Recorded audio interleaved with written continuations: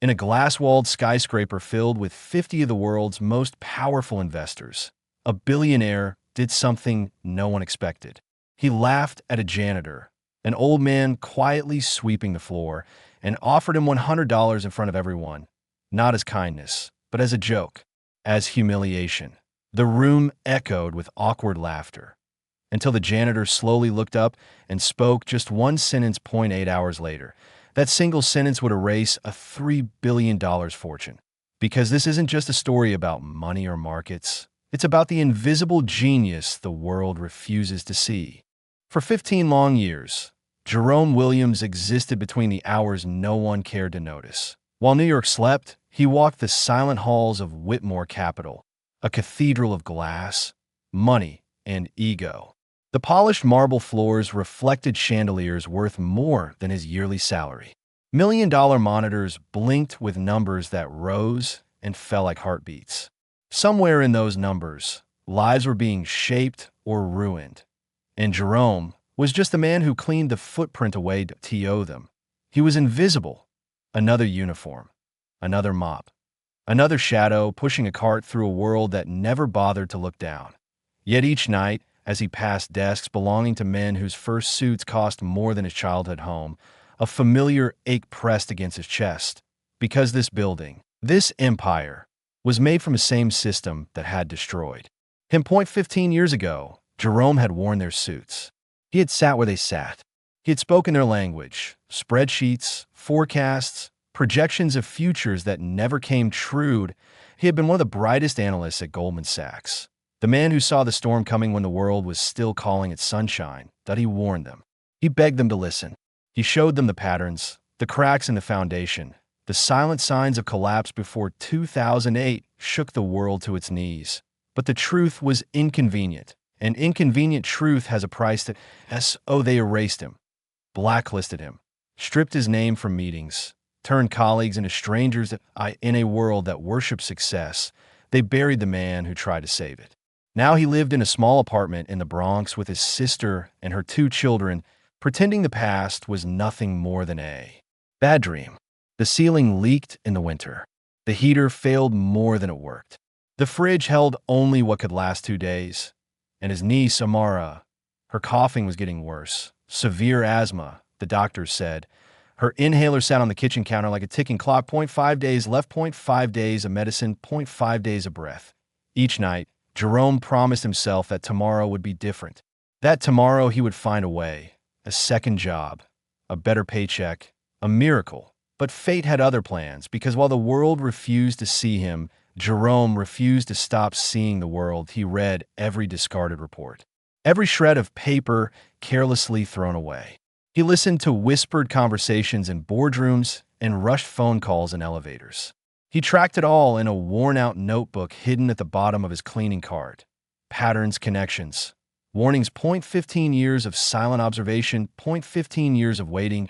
He was invisible to them, but he had never stopped being brilliant. And somewhere inside Whitmore Capital, a new disaster was already being born. They just hadn't realized yet. It had a janitor's name on it. Whitmore Capital had never looked more alive. The top floor, usually cold and clinical, had transformed into a glowing crown. Crystal glasses clinked against each other. Soft jazz floated in the air. A skyline of Manhattan blazed through the floor-to-ceiling windows like a kingdom lit by fire. Tonight was not just a meeting that IT was the Titan Investor Summit. Invitation only. 50 of the world's most powerful minds gathered in one place. Hedge fund kings, tech giants, crypto visionaries, private equity sharks, people who could move entire economies with the stroke of a pen or the tap of a screen. And at the center of it all stood Devin Whitmore, 42 years old, a billionaire twice over. He wore confidence like a tailored suit and arrogance like perfume. The crowd hung on every word he said. Tonight, he was unveiling his greatest achievement, an AI trading system said to be incapable of failure. A machine smarter than human instinct, he declared, pacing the stage as a giant screen behind him streamed live charts. No emotion, no hesitation, just pure, unstoppable profit.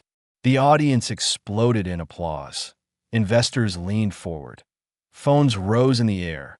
Social media lit up with live videos. Devin Whitmore is about to change the market forever. But as the clapping died down, Devin's eyes drifted away from the crowd. They narrowed on someone standing quietly beside a long marble hallway, the janitor, an older man with tired eyes and worn gloves, standing still as the world shimmered around him. Jerome. Devin smirked, and an idea, cruel and intoxicating, sparked behind his eyes. "Well," he said into the microphone, letting the excitement dim into confusion. "Before I show you how my system makes you all even richer, let's have a little fun." The crowd chuckled. He stepped off the stage and walked toward Jerome, his polished shoes clicking against the floor like a judge approaching the stand.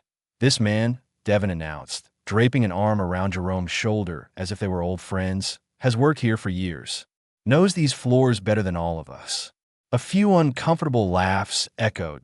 Jerome's hands tightened around the handle of his cart. "You there," Devin said louder now. "What do you think of my system?" Silence. Jerome swallowed. "I just cleaned the building, sir." Laughter burst from the back of the room. "Come on." Devin grinned, turning him to face the crowd. "Don't be shy. Give me a stock tip. Teach the billionaire something, won't you?" Phones turned their cameras directly toward Jerome now that a red light blinked on. Recording, uploading, streaming to a room full of people waiting for him to be a joke. "Prove to us you're more than just what you look like," Devin added, pulling a crisp $100 bill from his pocket and holding it up between two fingers. $100 for one good stock tip. $100 waved like a prize or like a leash. The moment cracked open in his chest. 15 years of silence. 15 years of swallowed words. 15 years of seeing disasters before they happened. Jerome felt the heat of the room press against him. Stay silent and stay invisible forever. Or speak truth and risk everything. In the back of his mind, Amara's coughing echoed like a ghost in his ears. The thin wheeze, the tight chest, the way her small hands clung to her inhaler like oxygen itself had become a luxury. 5 days left. He saw his daughter's face too. The teenage disappointment she tried to hide from him. The school form that said occupation of father, left blank because she was too embarrassed to write janitor. He saw his younger self, standing in a boardroom at Goldman Sachs, holding a report in trembling hands while executives dismissed him with smiles sharper than knives. "The market will crash," he had said. "Homes will be lost. Jobs will vanish. Families will suffer." They called him paranoid. They called him dramatic. They called him disposable. And then they made him exactly that, disposable. Now, once again, a powerful room waited for him to shrink. TOBOW disappear. Devin leaned closer, whispering just loud enough for the front row of investors to hear. "Or is the broom the only thing you know how to analyze, old man?" The room erupted. Laughter echoed against glass and steel, bouncing around his ears until it hurt. But something inside Jerome didn't break. IT hardened. The notebook hidden beneath his cart. 15 years of patterns, numbers, warnings, felt heavier than ever before. Like a beating heart made of paper and truth. He looked around the room one last time. The men who valued numbers more than lives. The technology being worshipped like a god. Devin Whitmore, smiling, victorious, confident. Then, slowly, he released his grip from the handle of his cart. The laughter began to fade. He straightened his back, just slightly, like a man remembering who he once was. And for the first time in 15 years, Jerome Williams spoke. The room was still laughing when Jerome spoke. Not loudly, not angrily, not desperately. Just clearly, "Don't buy anything." It was so calm that at first, people didn't realize he had even said anything at all. "Close your short position on Novar's Pharmaceuticals." Immediately, one by one, the laughs fell apart like glass cracking in slow motion. Expense accounts and egos froze in mid-sip. Phones that had been recording mockery shifted, uncertain. Eyes that had sparkled with entertainment narrowed into confusion. Devin's smirk wavered for the first time. "What did you just say?" he asked, his voice still trying to sound amused. Jerome didn't move, didn't reach for the $100 bill, didn't look at the crowd, he looked only at the massive screen behind Devin, glowing. with charts, graphs, predictions built by an artificial intelligence engineered to make men feel like gods. I said, Jerome repeated, now louder, his voice carrying a strange authority that filled the entire room. Your AI is lying to you. And if you execute that trade in the next hour, you're not making money. He paused. You're setting fire to your own empire. A ripple passed through the audience, a nervous shift of weight, a tightening of jaws. Devin let out a sharp laugh, but it sounded thin now. Forced. This is your tip, he scoffed. A janitor telling me how to manage a multi-billion-dollar portfolio?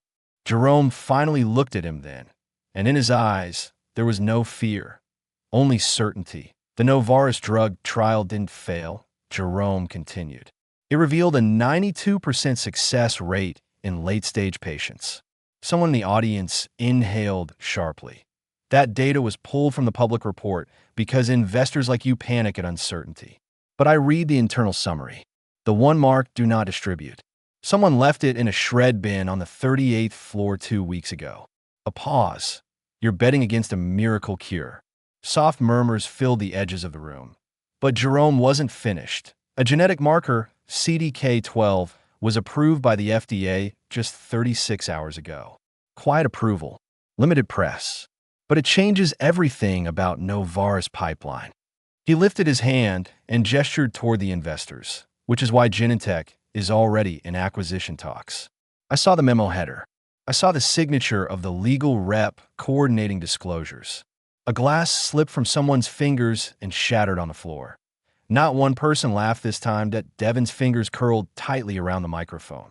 That's confidential, he snapped. That's insider. You should worry less about the legality. Jerome interrupted, firm now, unshakable, and more about the fact that your entire fund is exposed to 3 collapsing regional banks tied to commercial real estate, scraped clean by remote work vacancy and over-leveraged loans. The room gasped. A hedge fund manager in the front row whispered, he's right. You ignored the risk reports, Jerome continued. Flag them as low priority. I know, because I cleaned them off your desk and read every word before throwing them away. He reached into his cart and pulled out something no one expected, a worn, creased notebook. Its pages were yellow, corners folded, the cover held together by tape and memory. This, he said, holding it up, is 15 years of what you people never bother to look at. He flipped the pages open and began laying truth on the table like evidence in a courtroom. Photos of discarded memos, charts meticulously drawn by hand, tracking unnatural market behavior, timeline after timeline showing divergences, anomalies, weaknesses that he walked to the center table and spread them out for everyone to see. Every number you worship. I studied in silence. Every pattern you missed. A map before you realized it existed. Devin stepped back slowly, as if the papers might burn him. The algorithms you praise are trained on historical data, Jerome said. But the world has changed. An AI doesn't feel the fear in a population. It doesn't hear children coughing in apartments after pharmaceutical stock collapses. It doesn't notice closed shops, empty buildings, desperate lives hidden beneath financial reports. He looked up now, but I do. The entire room stood frozen, and O1 checked their phone, and O1 spoke, and O1 laughed. Because in that moment, a janitor became the only person who saw the future clearly. And then came the sentence that shifted energy in the air itself, that a voice from the back. Older, trembling, stunned. Jerome Williams? Everyone turned, and aging investors stepped into the faint light, squinting at him in disbelief. You wrote the 2007 housing collapse memo. A shocked murmur rippled forward like a wave. You tried to warn us. You predicted exactly what would happen. The man's voice cracked. You were right all along. Silence. The deepest silence that had ever existed in that tower. The kind of silence filled not with emptiness, but with realization, with regret, with truth finally arriving, late but undeniable. Devin looked around. At the faces that no longer admired him. At the people who had stopped filming him and started filming Jerome. For the first time, Devin Whitmore wasn't the most powerful man in the room. And Jerome wasn't invisible anymore. The AI behind him flashed another green alert on the screen. Execute trade, Arlene Jerome pointed toward it. If you want to ignore me again, he said quietly, press the button. If you want to keep your fortune, he met Devon's eyes, walk away. The billionaire stood between pride and survival, between arrogance and truth, between the man he mocked and the man who could save him. And in the background, unseen in a small Bronx apartment, a little girl coughed once into the dark, unaware that her next breath depended on a decision made in a tower of glass and ego. The first headline broke before midnight. Novartis Pharmaceuticals explodes after surprise acquisition talks confirmed. A shockwave rippled through global markets like an earthquake no one thought was possible. In Tokyo, screens lit up with red and green. In London, traders froze mid-transaction. In New York, panic and opportunity collided in a blur of numbers. Novartis stock didn't just rise. IT skyrocketed. Up 37% in pre-market. Up 61% before the opening bell. Up 109% by early afternoon. The drug trial that had been buried on purpose, now sat in the spotlight of hope. Analysts rushed to rewrite their reports. Commentators on financial networks scrambled to understand how they had missed something so massive. But inside Whitmore Capital, understanding had already arrived, and it came with a name no one expected: Jerome Williams. The AI Devon had worshipped, his untouchable, flawless digital prophet, lagged behind the reality unfolding outside the glass walls. It had been trained to predict a world that no longer existed. And Jerome had seen that world shifting 15 silent years in advance. As Novartis climbed, another truth revealed itself. The regional banks Jerome had warned about, small names with quiet power, began to fall one by one. Commercial real estate failures, empty office buildings, unpaid loans. Vanishing tenants, 0.34% vacancy, 0.22% defaults. Emergency liquidity requests denied. T1:17 p.m. The first bank suspended trading. T2:03 p.m. Another. Announced insolvency. By 4:40 p.m. A third collapsed entirely. News anchors on 6 different networks repeated the same sentence with different voices of disbelief. Whitmore Capital holds one of the largest exposure positions in these institutions. Inside the tower, the walls felt smaller. Devon Whitmore's phone didn't stop buzzing. Not with congratulations now, but with fear. Investors called. Board members demanded answers. Legal advisors whispered in tight, urgent tones on a massive screen behind. The stage, his fund, was bleeding in real time. -6%, -10%, -14%, -18% in a single day, 0.1 day, 1,000 tiny empire cracks forming at once. The same men who had laughed now stared daggers through him. You said it was safe, someone muttered. You told us your system was unbeatable, another snapped. You bragged about counters to regional risk exposure, Devon. He didn't answer, because the only voice in his head was Jerome's. If you execute that trade, you're setting fire to your own empire. Outside the building, reporters had already begun gathering. Microphones, cameras, flashing lights. A storm of press hungry for blood. By evening, the letters appeared on a screen. SEC investigation. His legal team froze. This wasn't loss. This was collapse. His assistants packed files in trembling hands. His board spoke of temporary removal and protecting stakeholders. The same men who toasted him with champagne began to distance themselves from his name, like it carried disease, a billion-dollar throne cracking beneath him. Because of a janitor he tried to turn into a joke. Meanwhile, on the very same floor, under the very same chandeliers, silence filled the room. But this one was different. That IT wasn't feared, IT was respect. A tall man in a charcoal gray suit stepped away from the group of shaken investors. Bruce McMillan, a quiet legend in the world of private capital, known for moving quietly, but moving billions when he did. He looked at Jerome, not at his uniform, not at his gloves, not at his card ATM. You just saved me $40 million, Bruce said clearly, so the room could hear the collective, stunned inhale. You saved dozens of investors I care about, without expecting anything in return. He extended his hand toward Jerome. Your place is not on this floor with a mop in your hand. A pause. It's in a corner office with a pen. The room watched, breath held, as he continued. I'm offering you a starting salary of $175,000 a year, full benefits, stock options, total authority over an independent risk and pattern analysis team. He smiled faintly. And the respect this entire industry denied you 15 years ago. The silence that followed wasn't heavy. It was sacred. Someone in the back began to clap. Point one hand, then another, then dozens. Applause rose like thunder through the high glass ceiling. People stood. People who had just filmed him for humiliation now filmed him for history. Cameras pointed not to Devin, but to Jerome, a living rewrite of fate. Reporters pushed in quickly. Microphones stretched toward him as they shouted questions. What do you feel in this moment? What does this say about the financial world? Would you consider running your own firm? How does it feel to be the smartest man in this room? Jerome stood peacefully in the center of the chaos. For a moment, he didn't see the cameras. He saw his apartment in the Bronx. He saw Amara's tired smile. He saw the empty fridge. He saw the medicine with 5 days left. And then his phone vibrated. Caller ID. And his hands trembled as he answered. Dad, her voice cracked into tears. I'm watching you on TV. I didn't know. I didn't know you were like this. I'm so sorry. I'm so sorry. He closed his eyes for 1 second. I love you, baby, he whispered. That's all that ever mattered.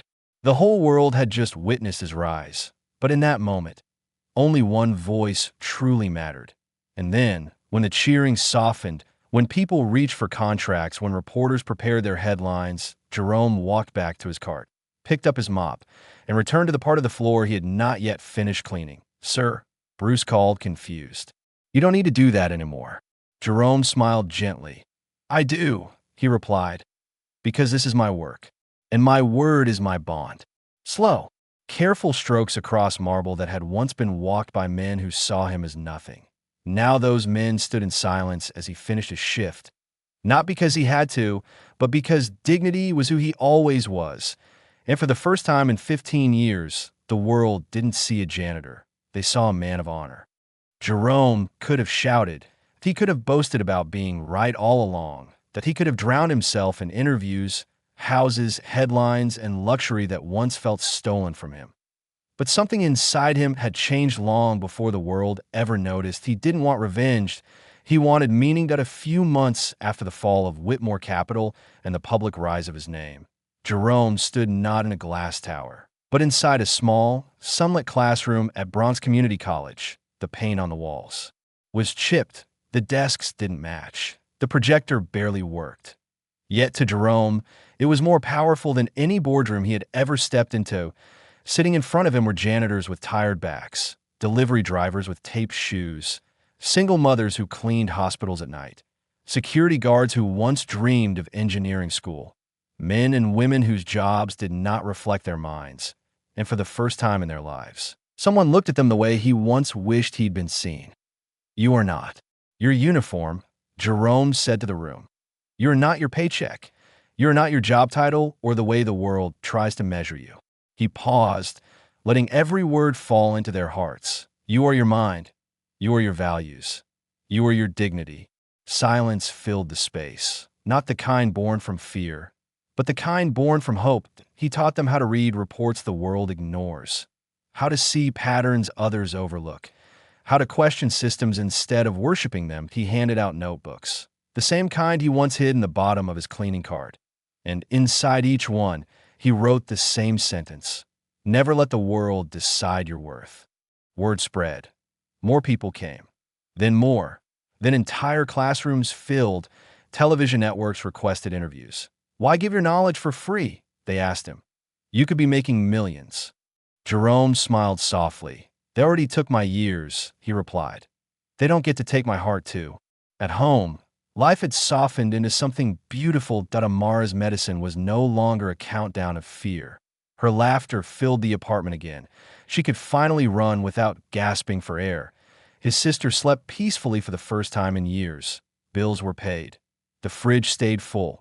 And his daughter, she came back. She sat beside him at dinner once, studying his hands. The same hands that had once held a mop and now held the power to change lives. I thought you were just surviving, she said. Quietly. I didn't know you were saving the world in silence. Jerome reached across the table and squeezed her fingers. Most heroes don't make noise, he answered. They just refuse to give up.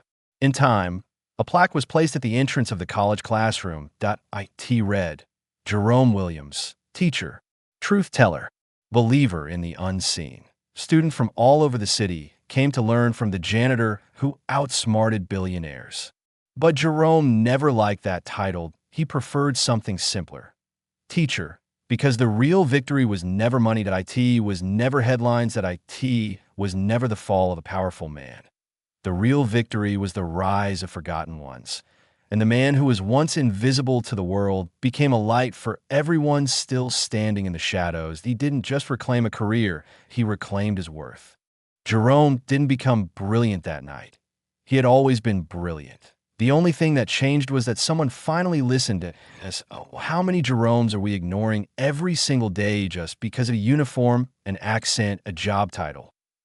The person cleaning your office, the driver, delivering your food, the quiet worker, standing in the corner of the room. They may carry knowledge powerful in auto change. Everything. So before you judge, laugh, or look away. Look again. Listen harder, because sometimes the most powerful mind in the room is the one everyone forgot to see. And if you feel invisible today, remember this.